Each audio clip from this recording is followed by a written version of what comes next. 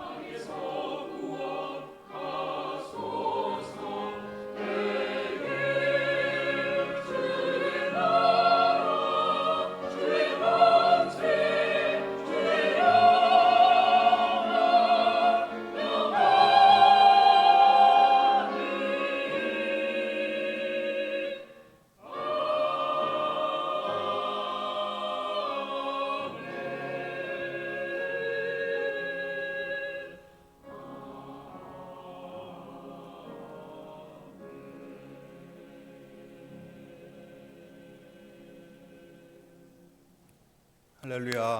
네, 감사합니다. 한 해 동안 수고 많이 하셨습니다.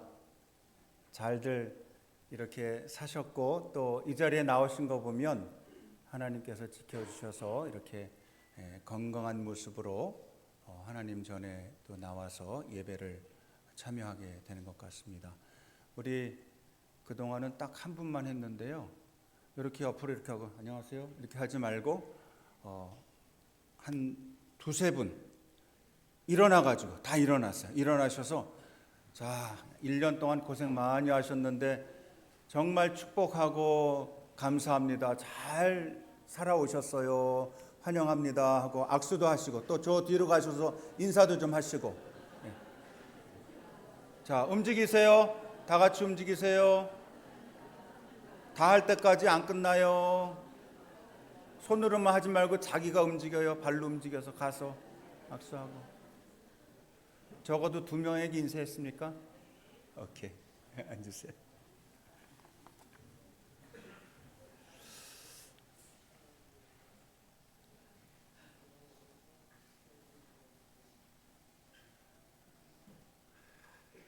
아마 옆에 있는 분이랑 한 5분 드릴 테니까 기도 제목 하나, 정말 절실한 기도 제목 하나 얘기하면서 서로 자기 속 얘기 좀 하고 서로 기도해 주는 시간을 가집시다. 제가 그러면 아마 이 자리는 눈물바다가 될 겁니다.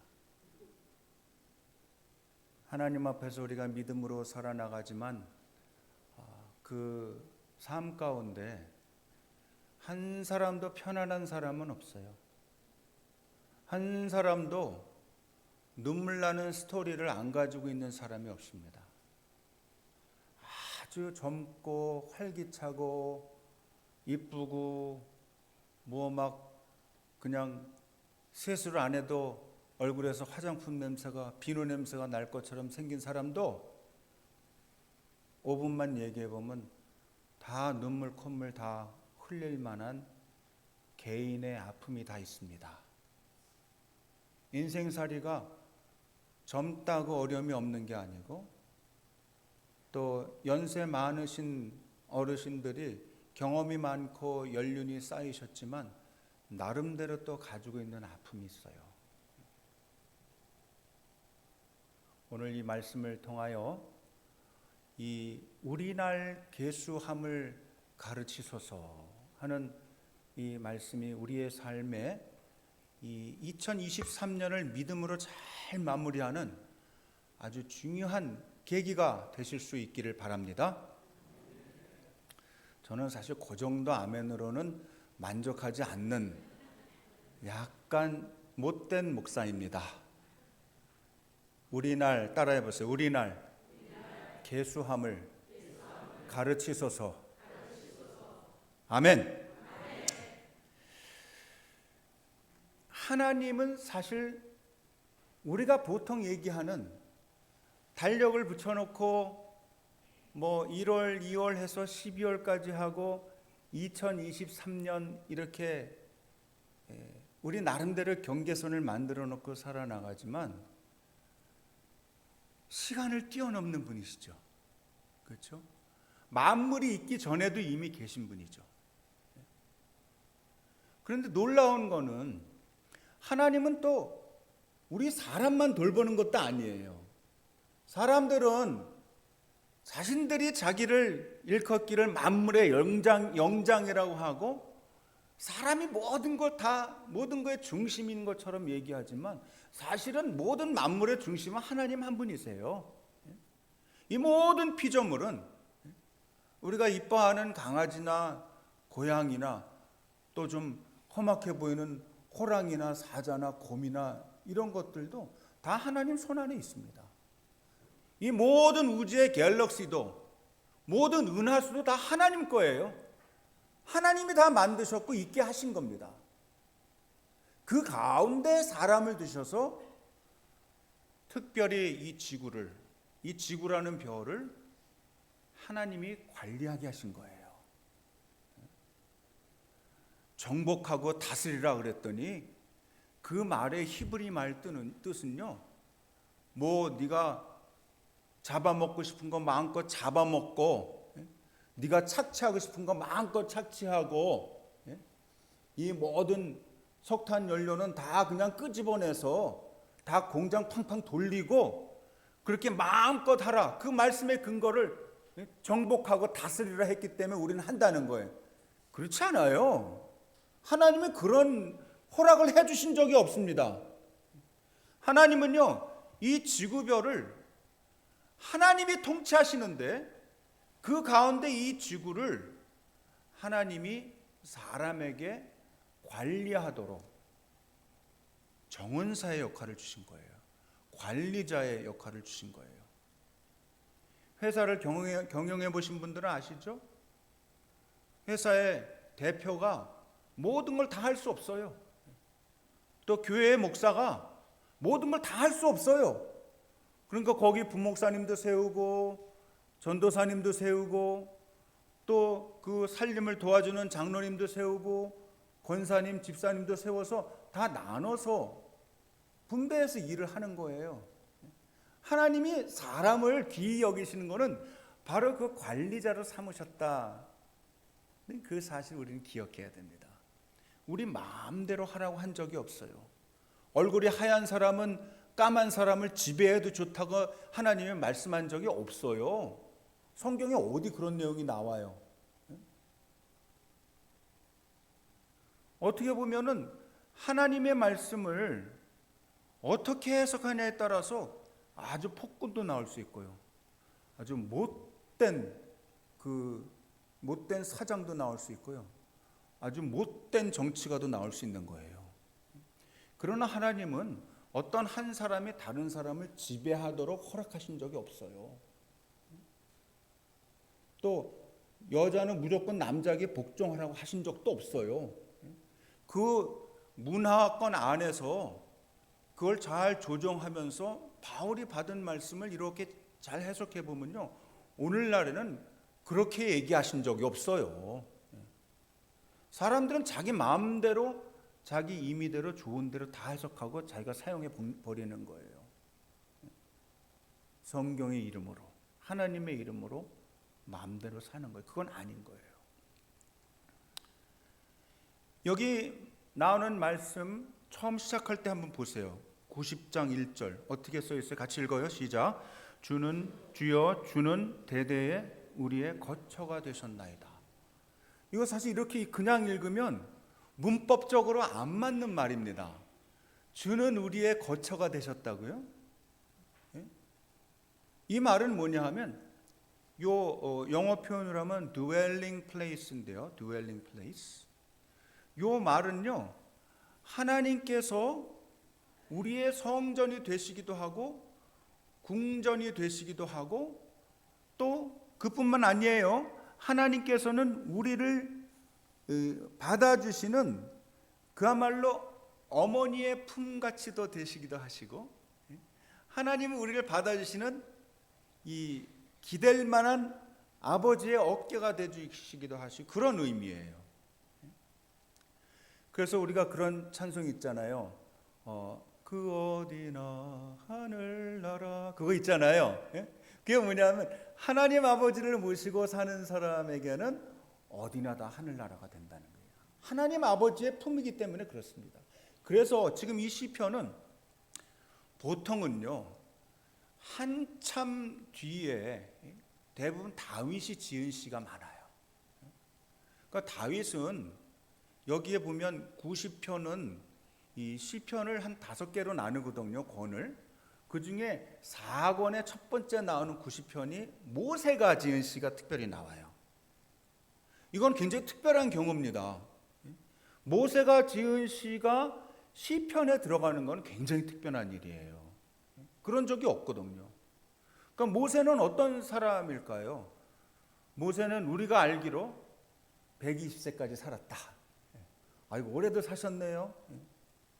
모세는 굉장히 기골이 장대하고 히브리 사람이지만 애굽에서 태어났는데 어떻게 또 개인적으로는 운이 좋은 건지 또 하나님의 축복이라고 우리는 생각하죠.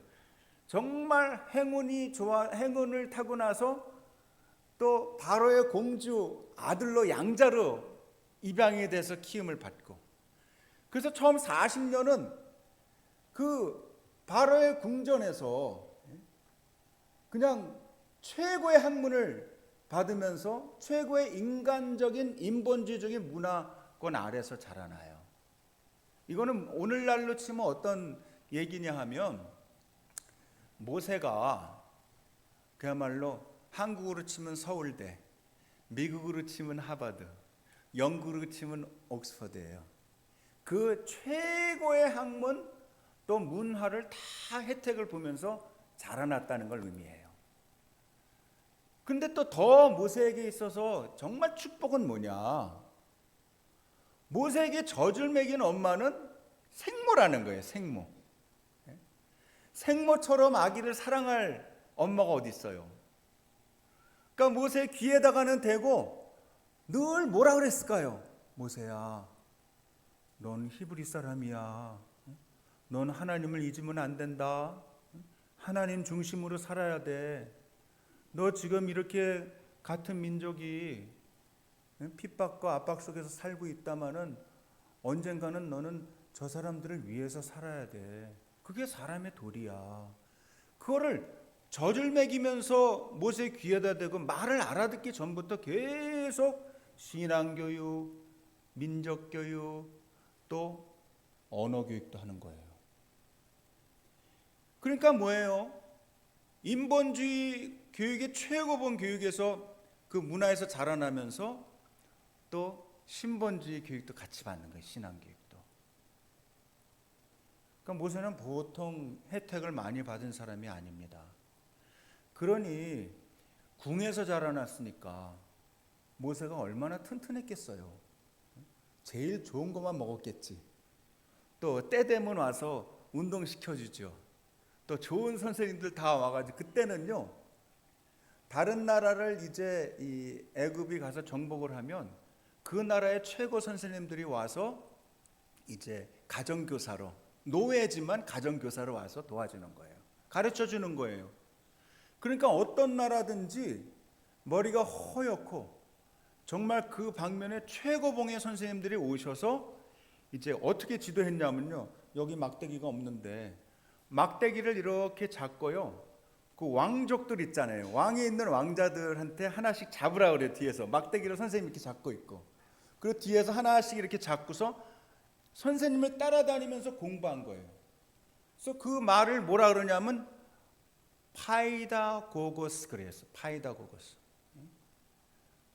그래서 그건 뭐냐면 노인 전문가가 어린아이들을 지도한다, 교육한다 하는 그런 말을 쓸 때 파이다고거스라는 말을 써요. 모세는 그러면서 잘 자라났는데 이제 모세도 철이 들고 40살쯤 됐을 때 이제 정체성의 혼란이 생기기 시작합니다. 그전에는 잘 먹고 잘 살았어요. 또 그냥 맨날 보는 선생님들은 최고의 선생님들, 또 궁중에서 제일 멋지고 잘생긴 사람들, 공부 많이 한 사람들, 그런 데서 다 누리면서 살았는데 어릴 때부터 받았던 하나님 중심의 교육이 모세 속에서 발동을 하는데, 언제 발동하냐 하면 자기도 모르는 때 발동해요. 어느 날 저녁을 먹고 궁중 바깥을 거닐고 있는데 애굽 병사가 히브리 노예 중에 하나를 막 심하게 다루다가요, 그야말로 아주 못된 짓을 하는 걸 본 거예요. 그러니까 모세가 너무 화가 나가지고 자초지종을 따져보지도 않고 그냥 가서 한 대 갈겼는데요, 모세가 이 기골이 장대한 120살에도 이 눈이 흐려지지 않을 정도, 할아버지 때도 그러니까 젊었을 때 얼마나 셌을까요? 한 대 깠는데 그냥 죽어버렸어요. 그 거기는 모래가 많은 동네니까 그 시신을 그냥 파묻어 버렸죠, 모래에다가. 아무도 안 본 줄 알았는데 모세가 그 다음 날 다시 가는 거예요. 본래 범죄자는 범죄 현장에 꼭 다시 가본다. 왜? 자기가 뭐 흘린 거 있나 하고, 뭐 뒤처리가 잘못됐나 하고. 옛날에 조금 연세가 드신 분들은 최불암 아저씨가 나오는 수사반장 다 보셨죠? 거기 보면 항상 범인은 범죄 현장에 다시 나타난다. 그래서 가본 거예요, 모세가. 갔더니요, 그 똑같은 자리에서 이제는 히브리 사람들끼리 둘이 싸우고 있는 거예요. 모세가 자기가 지난 밤에 한 짓은 생각도 못하고, 아니 왜 동족끼리 싸우고 그래요? 그런 거예요. 그 말을 안 해야 되는데, 가만히 있어야 되는데, 항상 사람은 입이 문제예요. 가만히 있지 말이야. 뭘 잘했다고. 그랬더니 그 중에 히브리 사람 중에 둘 중에 하나는 다른 사람보다 좀 목소리가 클 거 아니에요. 당신이 뭔데, 행색을 보니까 왕자구만.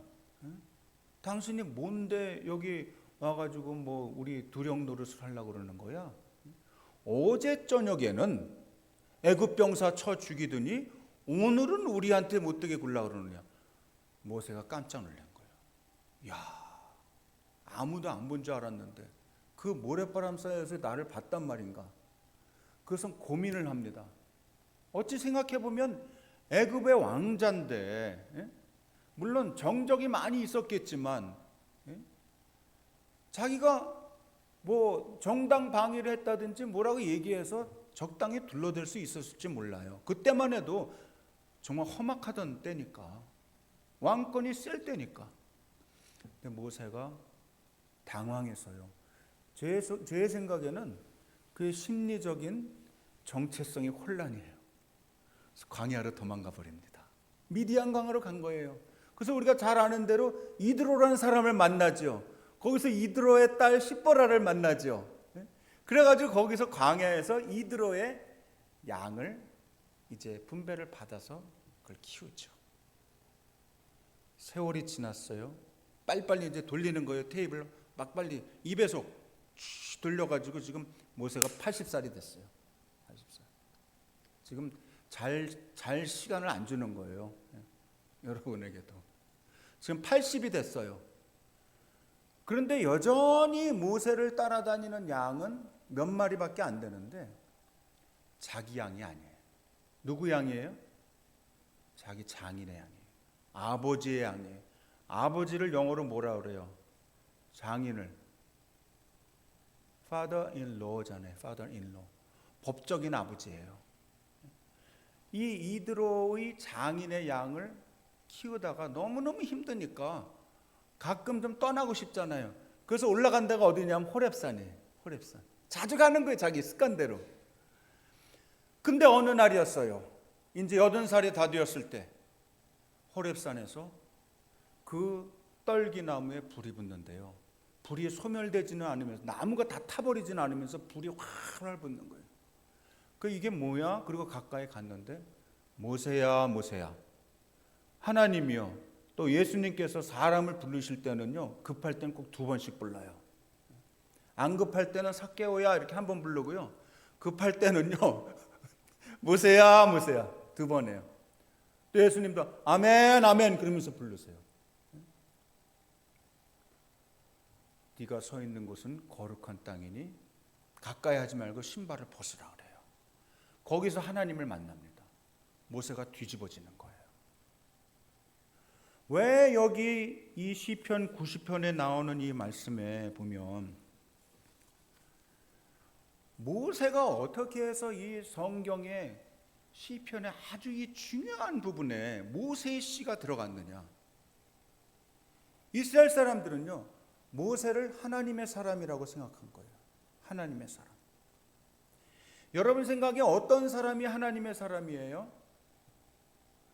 좀 잘생겨야 됩니까? 키는 1m 80쯤 돼야 됩니까? 언어는 몇 가지 해야 됩니까?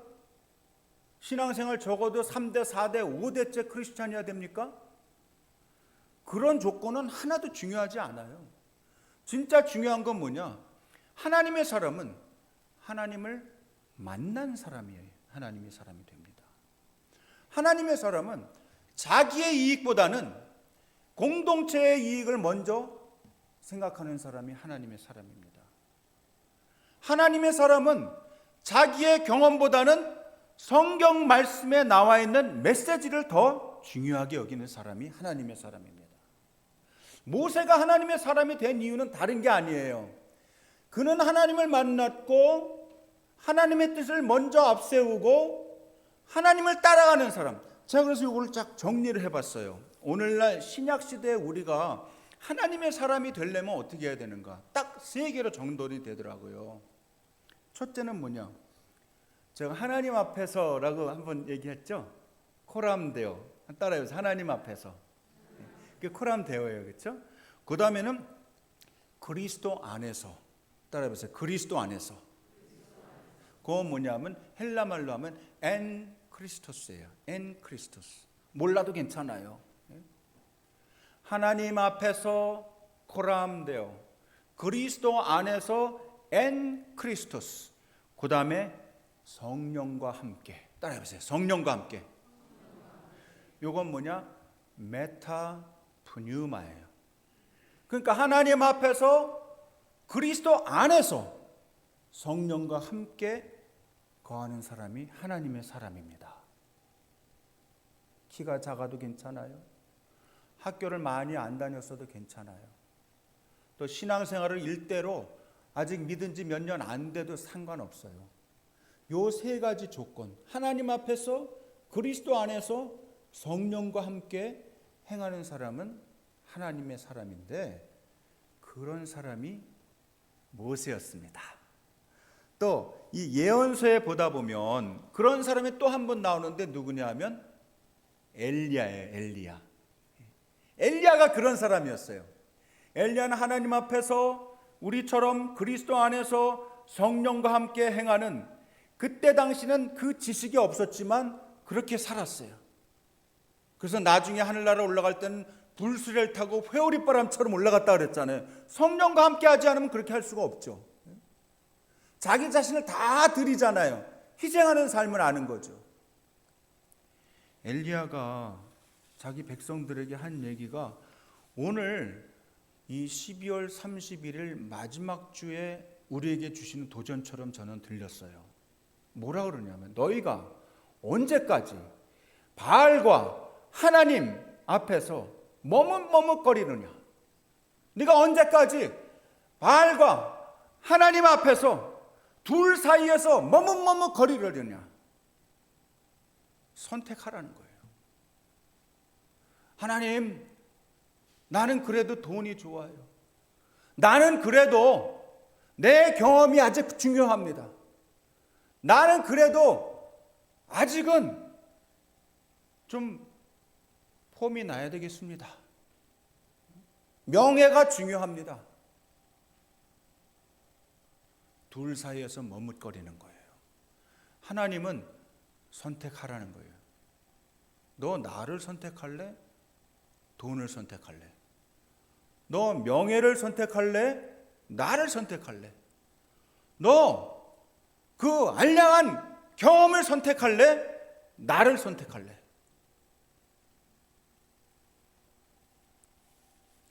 제가요, 말씀 준비하면서 누가복음 15장에 나오는 그 탕자의 비유 있잖아요. 그거를 공동번역으로 다시 한번 읽어봤어요. 요새 성경을 읽을 때 개역 개정판을 주로 쓰잖아요. 그래서 어떤 때는 옛날 개역판도 읽어보고, 또 그 메시지 성경이라는 것도 있어요. 그것도 그 미국 목사님이 쓰고 그분 돌아가셨죠. 그것도 한번 읽어보고, 또 저 온누리교회에서 많이 쓰는 우리말 성경이라는 것도 있어요. 그것도 읽어보고. 그래서 이번에는요, 그 탕자의 비유를 공동 성경으로 한번 읽어봤어요. 이렇게 됩니다. 한번 들어보세요. 어떤 사람이 두 아들을 두었는데 작은 아들이 아버지에게 제 몫으로 돌아올 재산을 달라고 청하였다. 그래서 아버지는 재산을 갈라 두 아들에게 나누어 주었다. 며칠 뒤에 작은 아들은 자기 재산을 다 거두어 가지고 먼 고장으로 떠나갔다. 거기서 재산을 마구 뿌리며 방탕한 생활을 하였다. 그러다가 돈이 떨어졌는데 마침 그 고장에 심한 흉년까지 들어서 그는 알거지가 되고 말았다. 하는 수 없이 그는 그 고장에 사는 어떤 사람의 집에 가서 더부살이를 하게 되었는데 주인은 그를 농장으로 보내어 돼지를 치게 하였다. 그는 하도 배가 고파서 돼지가 먹는 쥐염나무 열매로라도 배를 채워보려고 했으나 그에게 먹을 것을 주는 이는 아무도 없었다. 그제야 제정신이 든 그는 이렇게 중얼거렸다. 아버지 집에는 양식이 많아서 그 많은 일꾼들이 먹고도 남는데 나는 여기서 굶어 죽게 되었구나. 어서 아버지께 돌아가, 아버지, 제가 하늘과 아버지께 죄를 지었습니다. 이제 저는 감히 아버지 아들이라고 할 자격이 없으니 저를 품꾼으로라도 써주십시오 하고 사정해 보리라. 마침내 그는 거기를 떠나 자기 아버지 집으로 발길을 돌렸다. 집으로 돌아오는 아들을 멀리서 본 아버지는 측은한 생각이 들어 달려가 아들의 목을 끌어안고 입을 맞추었다. 여러분 혹시 렘브란트라는 화가 아세요? 제가 일부 때는 잘못 얘기했어요. 미켈란젤로라고 잘못 얘기했는데 확인을 해보니까 렘브란트예요. 그래서 The Prodigal Son 해가지고 돌아온 탕자라는 이제 아버지가 아들을 이렇게 껴안고 있고, 뒤에 큰 아들은 이렇게 멀뚱멀뚱 쳐다보는 그 모습 있잖아요. 이 둘째 아들은 탕자 아들은 아버지 품에 이렇게 안겨 있는데요. 아버지가 이렇게 껴안고 있습니다. 그 렘브란트가 주로 이태리 말을 썼잖아요. 이태리 말. 그래서 제가 이거를 찾아봤어요. 이태리 말로 어떻게 읽히는지 한번 들어보세요. Quando ero ancora lontano, suo padre lo vide, ebbe compassione, gli corse in centro, gli si gettò al collo e lo baciò. 맨 끝에 바치오, 요거는 키스라는 뜻이에요. 아버지가 이 말이에요. 똑같은 말이에요. 마침내 그는 거기를 떠나서 자기 아버지 집으로 발길을 돌렸는데 집으로 오는 아들을 멀리서 보는 아버지는 측은한 생각이 들어서 아들에게 달려가 아들의 목을 끌어안고 입을 맞추었다. 아버지가 어떤 마음을 했냐면 측은히 여겨서, 여기 나오잖아요. 이태리 말에도 나오잖아요. 에베 컴파시오네, 컴패션이라는 거거든요. 그러면서 뛰어가가지고 글리시게토 알콜레 엘로 바쇼. 난 이걸 발음을 잘 몰라가지고 바시오 이렇게 읽었는데 딱 돌려보니까 아니에요. 요새는 너무 좋은 세상이에요. 바쇼. 키스라는 뜻이, 아버지가 가서 아들을 껴안고 키스해 준 거예요.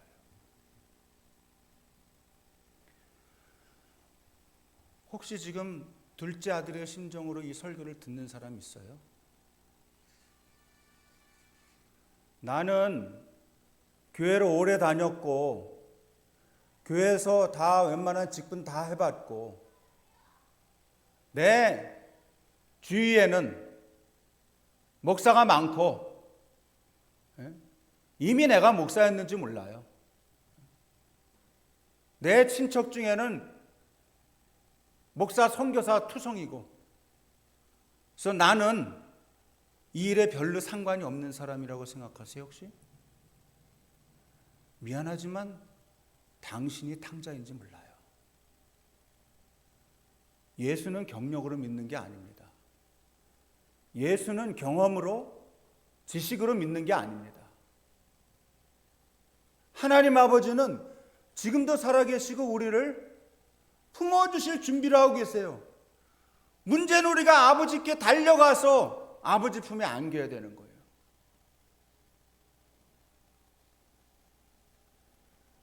제가 막 공부를 할 때 저 버지니아 리치먼드에서 학위를 하고 있었어요. 공부가 너무 힘들었어요. 프린스턴 가서 공부하고 내려왔는데 공부가 왜 이렇게 힘들어요? 하루 종일 공부해도 진전이 안 되는 거. 어떤 땐 책 몇 페이지 가지고 하루 종일 씨름하고 지친 몸과 마음으로 탁 들어오는데요. 문을 딱 열면서 아빠 왔다 들어오잖아요. 그럼 우리 큰 딸은 너무 믿음직스러워요. 지금도 아들 셋을 낳아가지고 얼마나 잘 키우는지 몰라요. 거의 장군 같아요. 우리 딸은 아들 셋을 키우려니까 딱딱딱딱 줄 세우고요. 막 그냥 명령하는 거 보면 옆에서 보면 무서워요.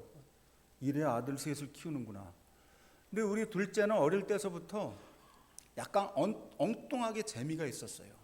그래서 제가 딱 들어올 때면 저쪽에서 잘 걷지도 못해요. 어린아이죠. 이제 뭐 한 3살, 2살 됐나요? 이렇게 뛰는데요. 머리가 무거워서 그런지 뛸 때 이렇게 뛰어요. 콩콩콩콩콩콩 이러면서 와요. 콩콩콩콩 막 오다가 저를 딱 보면요. 때리! 그러면서 저를 대가리를 칵 잡아요. 아빠! 그러면서 까는 거예요. 그럼 나는 모든 시름이 싹 녹는 거예요. 공부고 뭐고, 내 고생하고, 그냥 선생님이랑 동료들 만나가지고, 저 옆에는요, 미국 사람들 공부하는데 하나는 하버드 나온 흑인 교수님이 와서 박사학위를 하고 있었고요. 또 여자 학생들 둘이 왔는데 미국 사람들도 특별히 영어 잘하는 사람들이 있어요. 나는 걔네들 옆에 있으면 주눅이 들어가지고 공부를 못 하겠는 거예요. 나는 죽으라고 하는데도 게임이 안 되는 거예요. 패배감을 안고 집으로 들어오는데 우리 딸이 말해요. 대리! 이러면서 저를 콱 안을 때는요, 이게 천국이구나. 둘째 아들 탕자가 죽을 죄를 졌고 아버지를 아버지로 대하지 않았고 지 마음대로 유산도 죽은 다음에 받는 거죠. 살아있는 사람의 유산을 달래는 게 어디 있어요. 그거 받아가지고 다 낭비해버리고 호랑방탕하게 다 써버리고. 그래도 생각해보니까 아버지한테밖에 갈 데가 없는 거예요. 아버지한테 막 가는 거예요. 막 이러고 가는데요, 너무나도 이 역전에, 이게 뭐예요? 완전히 뒤집어진 스토리예요. 아들은 너무 미안해서 이러고 가고요, 아빠가 치근역에서 막 뛰어가지고, 본래는 아빠 하고 와야 되는 아들아 그러면서 와서 아들을 콱 안아주는 거예요. 그리고 막 뽀뽀를 해주는 거예요. 잘 왔다. 너 어디 가서 이렇게 고생했니? 아빠가 얼마나 기다렸는지 알아? 이 나쁜 놈아. 성경에 비우니까 그런 얘기가 안 나왔겠지만 진짜로 그런 일이 벌어지면 아버지 나를 때려주세요. 난 진짜 나쁜 놈이에요.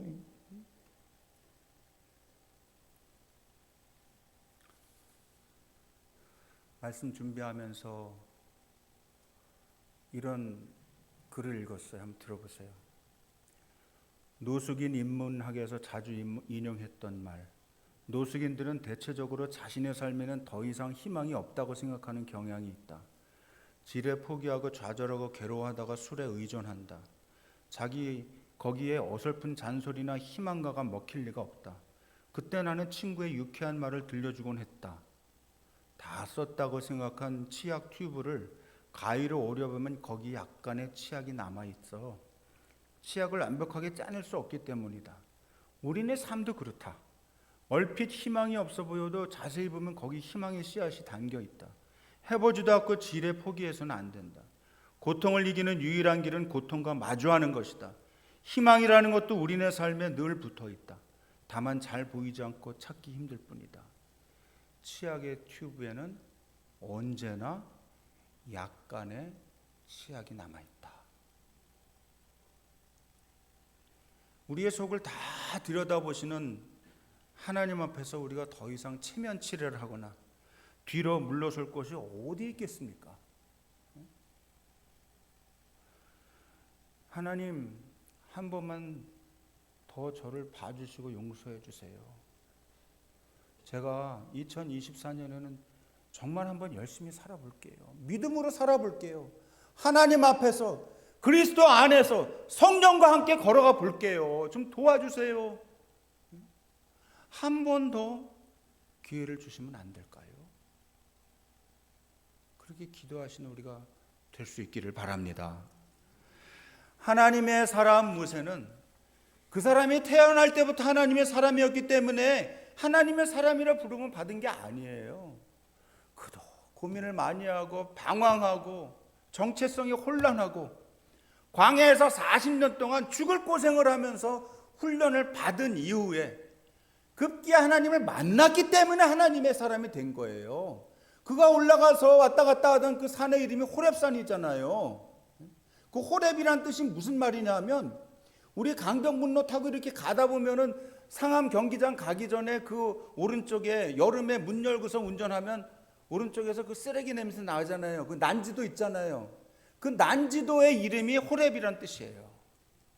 버려진 땅, 황량한 땅. 쓰레기 더미, 그런 의미가 호렙이에요. 근데 모세가 떨기나무 가운데서 하나님의 음성을 듣고 하나님을 만나게 되니까 그 호렙산이 뭐가 돼요? 신의 산이 된 거예요. 본래 신의 산이 아니에요. 모세가 본래 하나님의 사람이 아닙니다. 아예 태어날 때부터 태생부터 하나님의 사람이라고요? 그런 게 어디 있어요?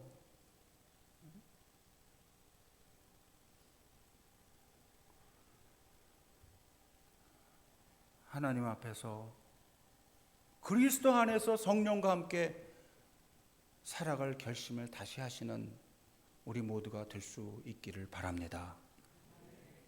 모세가 대단하지만 그가 대단한 리더라서 이스라엘 사람들을 애굽에서 끌고 나온 게 아니에요.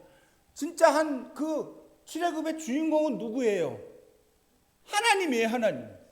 하나님께서 해주신 거죠.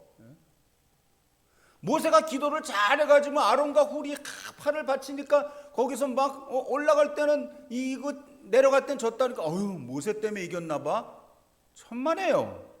그걸 하시는 분이 누구예요? 하나님이시죠.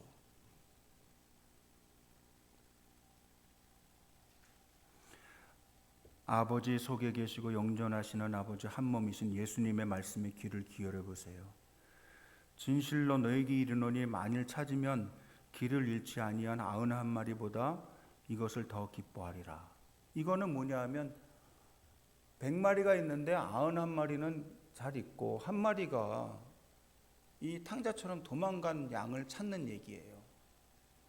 여러분 혹시 그냥 맨날 핑계 삼아 내가 아버지를 사랑하고 아버지를 믿지만 이렇게 약한 저를 용서해 주세요 그러면서 맨날 세상이랑 이 하나님 사이에서 왔다 갔다 그냥 발 이렇게 좀 또 간을 보다가 또 내고 간을 보다가 또 내고 이 경계를 넘어갔다가 또 다시 돌아오고 그런 삶을 맨날 계속하고 있나요? 지속적으로 그렇게 반복하고 있나요?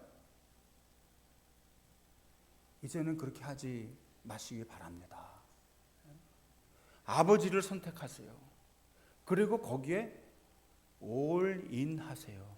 올인. 여러분 다 거기에 투자하세요. 제가 부족한 목사이지만 제가 보증합니다. 하나님을 선택한 사람은 절대 망하지 않습니다. 하나님을 선택한 사람은 절대 잘못되지 않아요. 여기 보면 우리가 인생이 보통 70이고 강건하면 80이라고 그랬는데 이거는 지금 여기 90 넘으신 어르신들도 계실 거예요. 내가 너무 오래 살았나? 그런 얘기가 아니에요. 몇 년 사는 게 인생이란 얘기가 아니에요. 그 다음에 나오는 구절이 더 중요해요. 뭐라고 그래요? 강건하면 80이라도 그 연수의 자랑은 수고와 슬픔뿐이요 신속히 가나니.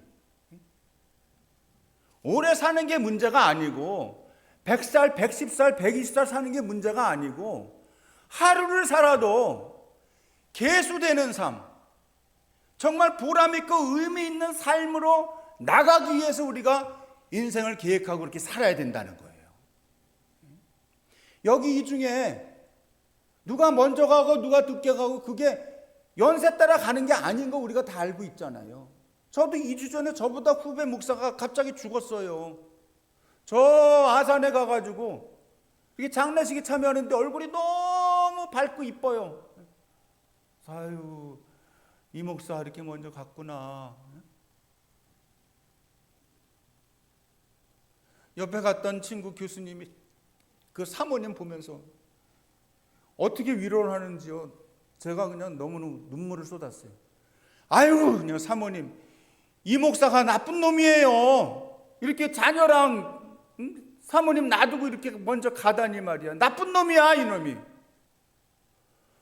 얼마나 위안이 되는지 몰라요. 나쁜 놈이지.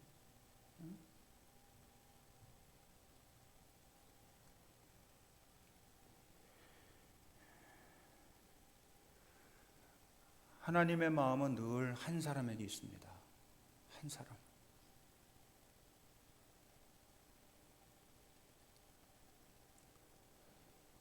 제가 이 단에 와서 이렇게 설교하는 게 사실 너무 불편해요. 여러분. 어디 가서 그냥 설교만 하고 담임 목사님 옆에 앉아 있고 그러면 난 좋겠어요. 가끔 손님으로 와서 설교하고 밥 같이 맛있게 먹고 차 한잔 마시고 가면 좋겠어요. 그래서 제가 오늘 아침에 전 담임 목사님에게 문자를 보냈어요. 목사님,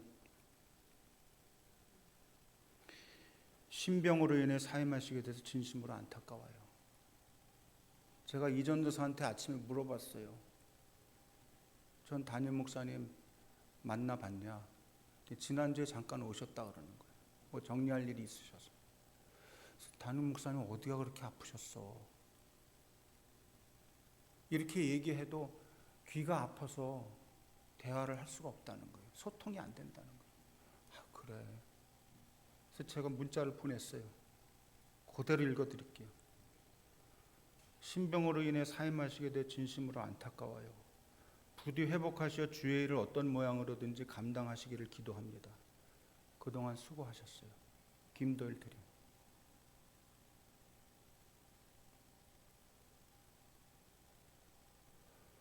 뭐가 불쌍하고 뭐 이런 문제가 아닙니다. 하나님 앞에서 그리스도 안에서 성령과 함께 행하기를 원하는 우리들은 정말 이 지금 우리 서초 신동교회 일은 예사로운 일은 아닙니다. 나는 너무 괴로워요, 사실 여러분. 아유, 저 김도일 교사 교수도 하고 또 주말에 와서 설교도 하고 그러니 얼마나 좋아? 이렇게 생각하실지 몰라요. 철없는 사람은 그렇게 생각하겠지. 내가 어디 자리나 꿰차려는 줄 알고. 천만의 말씀입니다.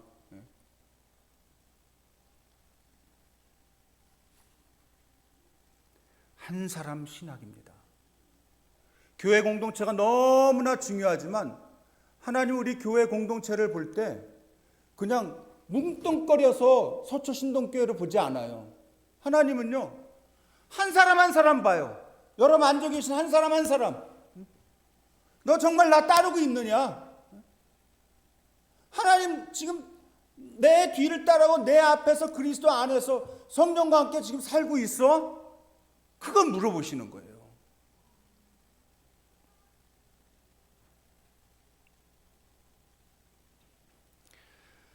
설교를 마무리하면서 마지막으로 이 말씀을 나누고 싶어요. 잘 들어보세요. 너희는 스스로 조심하라.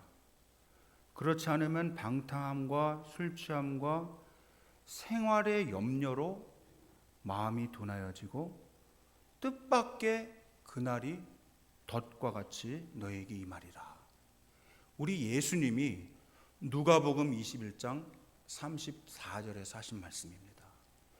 저는 이 말씀 그냥 전달하는 걸로 끝내지 않으려고 그래요. 저에게도 적용하는 말이에요. 뭐 술 취함과 방탕함과 뭐 이런 거는 제가 좀 자유롭지만 잘못하면 생활의 염려로 마음이 둔해질 수 있어요. 아유, 목사님 잘해보고 싶은데 목구멍이 포도청이라서요. 이런 사람도 얼마나 많이 봤는지 몰라요. 하나님을 의지하시기 바랍니다. 이 한 해를 성령으로 주 안에서 말씀의 근거에서 잘 마무리하실 수 있기를 바랍니다. 오늘 저녁에 꼭 나오세요. 조금 지금보단 추울 거예요. 조금 약간 더 미끄러울 거예요. 아유, 미끄러우니까 그냥 집에서 드리지 뭐. 아유, 거기 갔다 오면 며칠의 생활 리듬이 깨져. 아니, 생활 리듬 깨지는 게 그렇게 중요해요? 오세요. 제가 말씀을 잘 준비해서 맛있는 밥 차려드릴게요. 맛있게 드실 수 있도록. 그러나 양식이 될 수 있도록, 영의 양식이 될 수 있도록 제 나름대로 최선을 다해 보겠습니다. 하나님이 기뻐하시는 우리 신동교회, 하나님께서 믿고 맡기시는, 주님의 일을 맡기시는 우리 교회가 될 수 있기를 간절히 소망합니다. 기도하겠습니다. 하나님, 부족한 저희들이지만 불러주시고 백성 삼아주셔서 감사합니다. 모세에게 주셨던 말씀, 또 그가 고백했던 말씀처럼 주여 우리 인생에 나를 계수할 수 있도록 가르쳐 주시고 지혜를 주옵소서 하는 기도를 드리오니 우리를 불쌍히 여겨 주시고 하나님의 자녀로서 살아갈 수 있도록 도와주옵소서. 예수님의 이름으로 기도합니다. 아멘.